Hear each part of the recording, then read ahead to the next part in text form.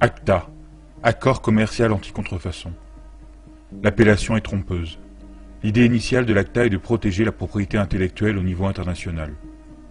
Cet accord est censé empêcher la contrefaçon de produits et de marques comme les copies de produits de luxe ou l'usurpation de marques, par exemple l'utilisation d'une marque de voiture célèbre pour des tampons périodiques.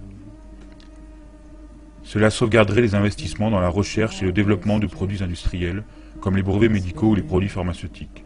Cet accord est aussi supposé apporter une aide qualitative aux artistes et aux journalistes et harmoniser à l'échelle internationale les législations relatives aux droits d'auteur. Ça a l'air bien, n'est-ce pas?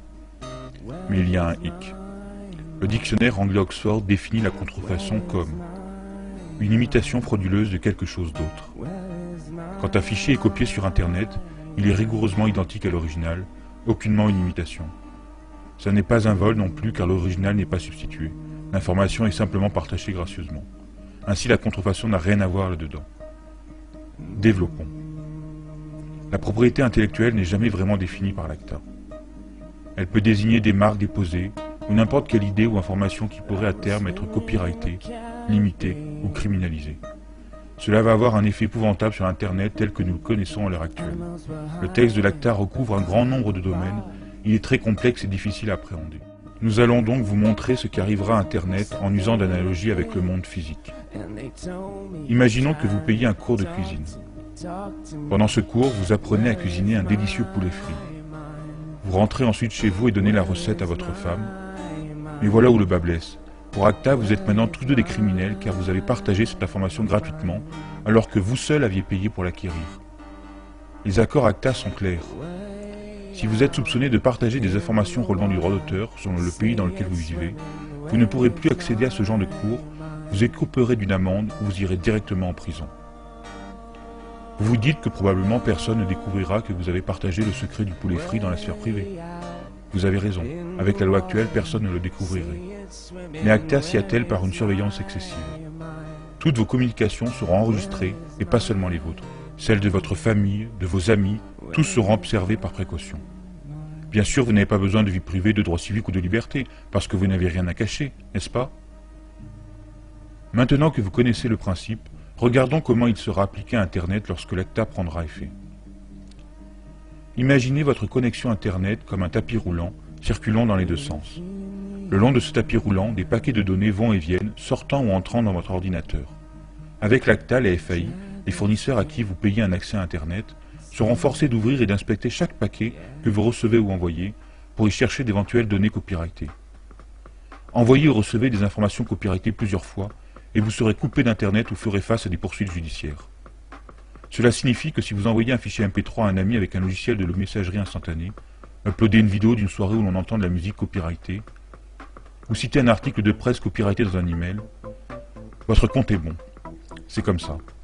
Comme si cela ne suffisait pas, l'information concernant l'article de journal que vous avez envoyé par email sera transmise aux éditeurs et à leur demande, vous pourrez écoper d'une amende ou d'une peine de prison.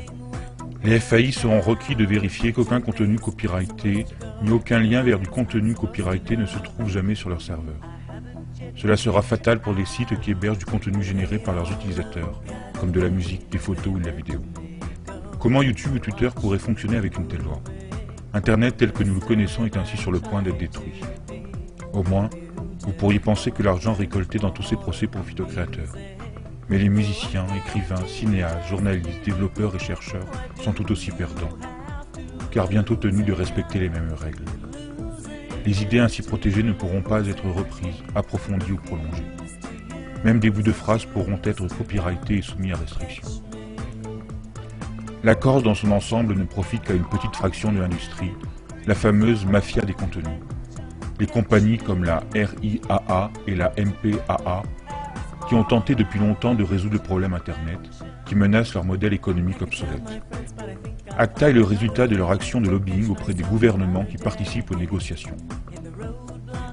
La dernière fuite du document officiel indique que toutes les techniques pour contourner les filtres de contenu et l'infrastructure de blocage seront ainsi déclarées illégales. Le pire dans cette histoire est que tout se fait sous le manteau. Si vous êtes européen, cet accord est élaboré par des individus que personne n'a élus. Vous avez déjà vu où cela a mené YouTube?